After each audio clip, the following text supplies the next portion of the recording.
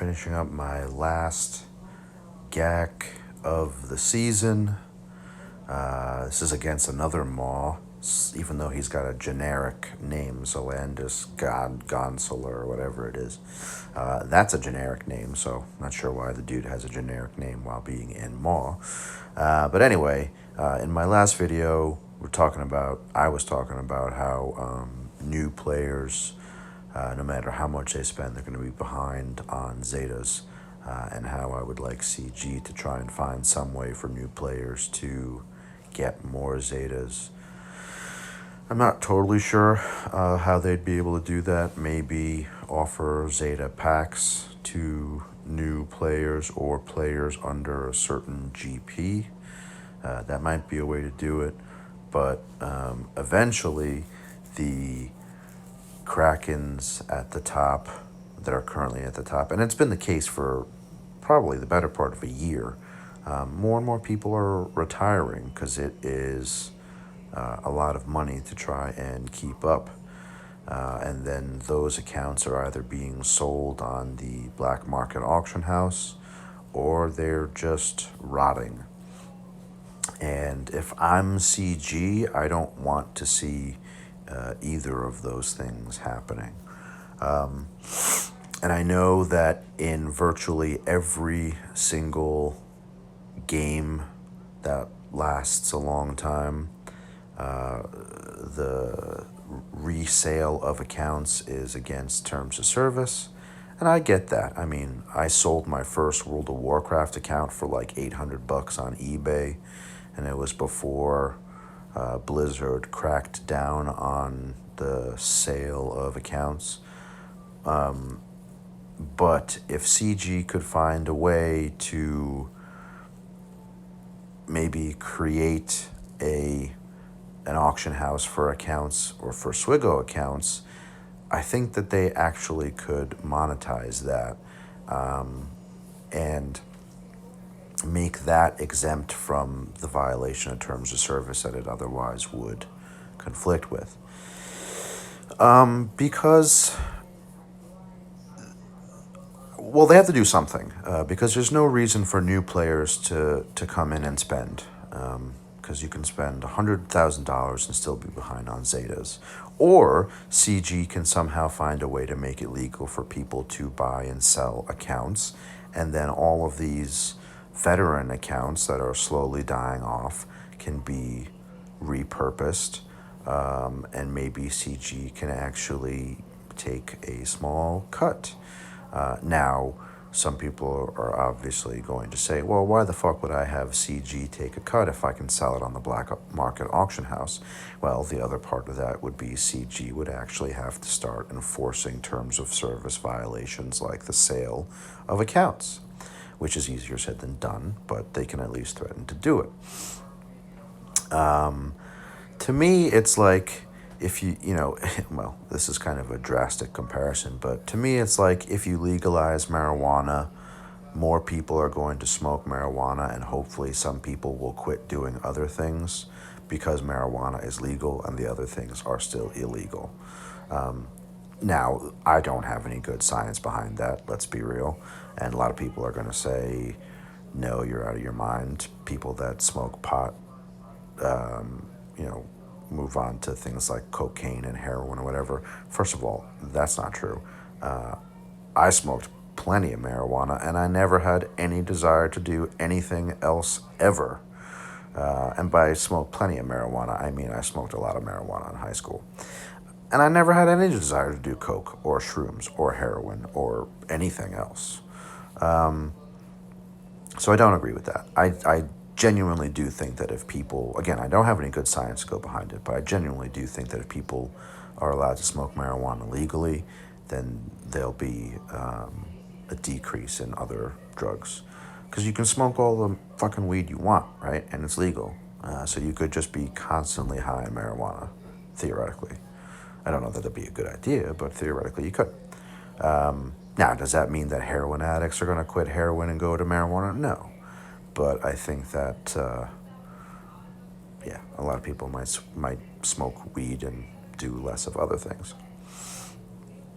Whether that's true or not, and whether that translates over to the sale uh, and purchasing of Swigo accounts, I don't know.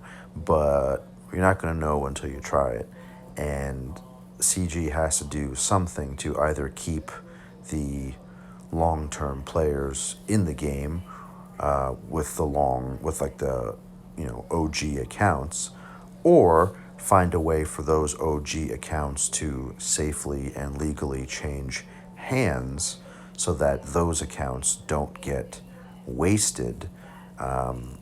Really, what I'm trying to get at is allow new players to theoretically buy retired old player accounts legally, because and or fix the Zeta crunch, because yeah, new players are totally fucked. There's no reason to be a new player and start from scratch in this game unless you are more than okay with being a filthy casual for your entire Swigo experience.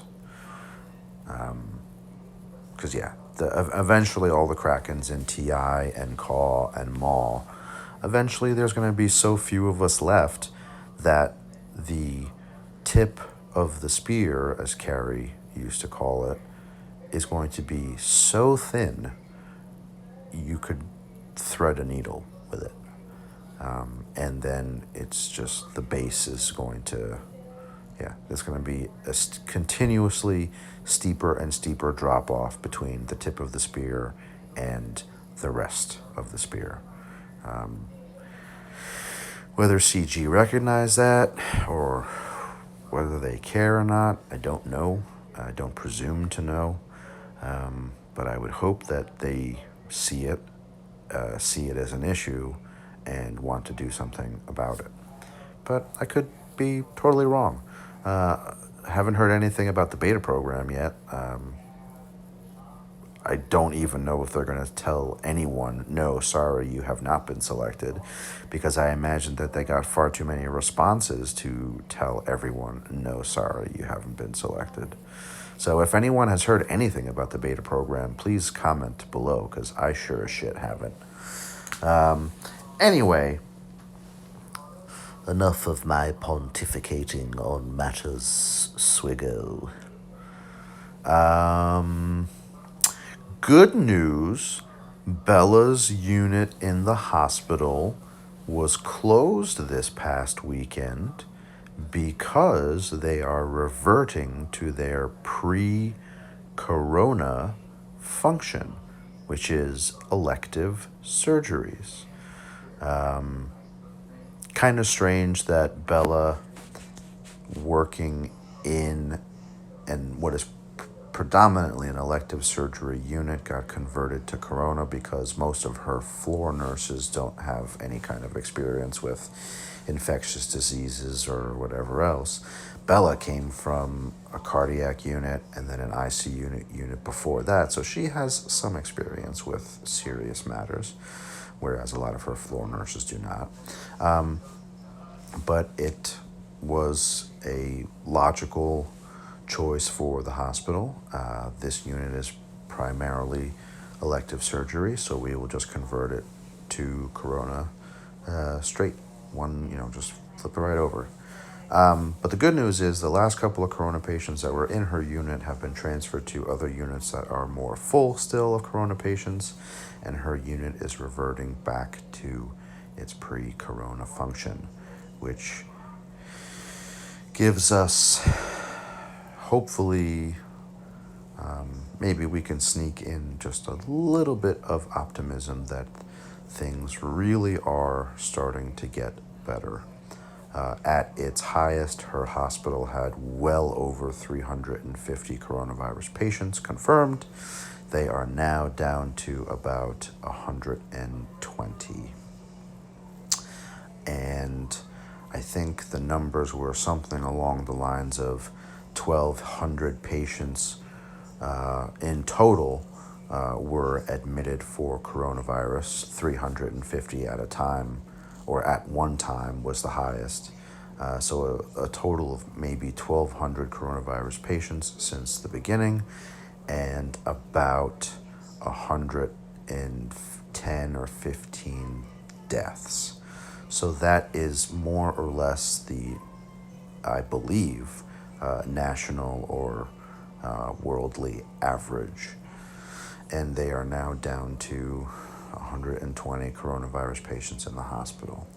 So, again, hopefully we can be cautiously optimistic that that means things are improving across the board. Now, of course, certain states have already reopened. I really hope they're practicing good social distancing and a good hygiene, because no one wants to see a second wave of infection. Certainly not one as aggressive as the first wave, because that would be unfortunate. I didn't even watch the stock markets today because I knew, or I thought they were going to be down. They were down about 200, or the Dow was down about 200 points for most of the day. And then a buddy of mine goes, holy shit, the averages turned positive. This was at like 3:30. And sure enough, the averages somehow turned positive on little or no news. So go figure. Tech really led the rally. That's great. Tech has been leading the rally all the way back from the March 23rd lows. If you look at the big name tech stocks like Microsoft, Apple, Amazon, Facebook, a lot of them are at or close to the levels that they were at pre-coronavirus. So tech has really, really, really been leading the markets since March. What does that mean going forward? I don't know. I think that we trade sideways for a little bit until we get some new news, either in the way of treatment or vaccine potentials, or, God forbid, a massive second wave of infection. Everyone's going to be looking to Georgia and Texas to see how that all shakes out. I'm worried about it. I hope I'm wrong. The good news, or the good thing about Texas, is that everyone's kind of, not everyone, but certainly a number of, they're more spread out than New York City, let's put it that way. Ain't no fucking way New York City is going to fully open up anytime soon. I imagine we won't open up fully until June. So we'll see how that all goes. Right now, position-wise, I am not touching any of my holdings in the stocks. I added a lot in the immediate aftermath to the March 23rd lows. I'm up on everything that I have added since then, with the exception of Caterpillar. I mistimed that one. But long term, I'm not really worried about Caterpillar because I'm still cautiously optimistic that both sides of the government, both houses of Congress, are going to look to push forward an infrastructure bill once Corona has abated a little bit, and I think that Caterpillar will do really well there. I think a number of companies will do really well there. I think I may have mentioned aggregate companies. A buddy of mine, Pawsy D, who's also a channel member, suggested aggregate companies. He has a good point, but I don't know that I want to look into those myself. But it's just an alternative way of thinking, or trying to hopefully play a nice infrastructure bill that would hopefully put many, many hundreds of thousands, if not millions of people back to work, because that's really what we need. Also, we need to get some big companies to just repatriate jobs from overseas, because fuck that noise. All right.